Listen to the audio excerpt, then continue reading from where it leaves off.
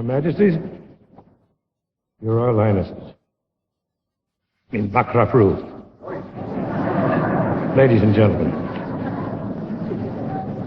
I thank the Swedish Academy for finding my work worthy of this highest honor.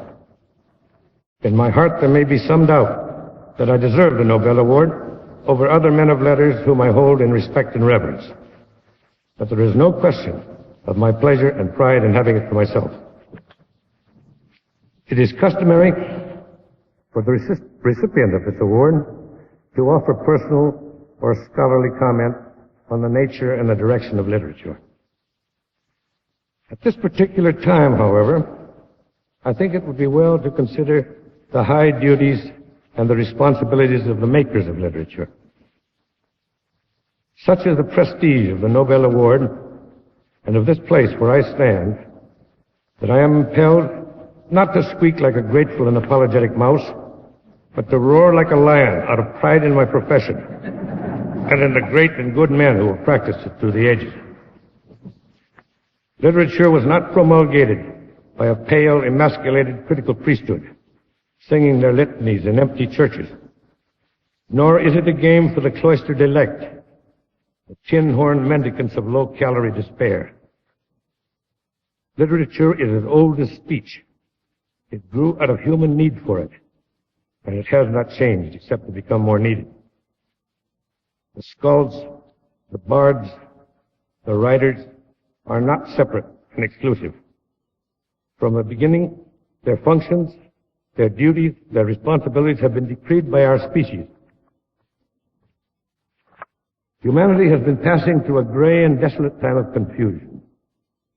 My great predecessor, William Faulkner, speaking here, referred to it as a tragedy of universal fear, so long sustained that there were no longer problems of the spirit, but only the human heart in conflict with itself seemed worth writing about. Faulkner, more than most men, was aware of human strength as well as of human weakness. He knew that understanding. Understandably, I have been reading the life of Alfred Nobel, a solitary man, the books say, a thoughtful man. He perfected the release of explosive forces, capable of creative good or of destructive evil, but lacking choice, ungoverned by conscience or judgment. Nobel saw some of the cruel and bloody misuses of his inventions. He may even have foreseen the end result of his probing, access to ultimate violence, to final destruction. Some say that he became cynical, but I do not believe this. I think he strove to invent a control, a safety valve.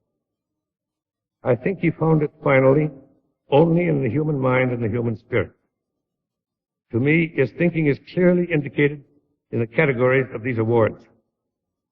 They are offered for increased and continuing knowledge of the man and of his world, for understanding and communication, which are the functions of literature, and they are offered for demonstrations of the capacity for peace, the culmination of all the others.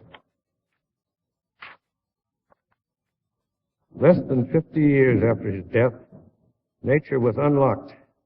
The door of nature was unlocked, and we were offered the dreadful burden of choice. We have usurped many of the powers we once ascribed to God. Fearful and unprepared, we have assumed leadership over the life or death of the whole world, of all living things.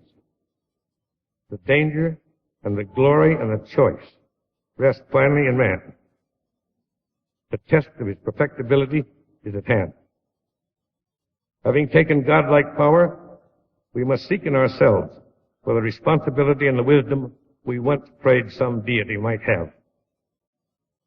Man himself has become our greatest hazard and our only hope. So that today, St. John the Apostle may well be paraphrased. In the end is the Word, and the Word is man, and the Word is with men. Thank you.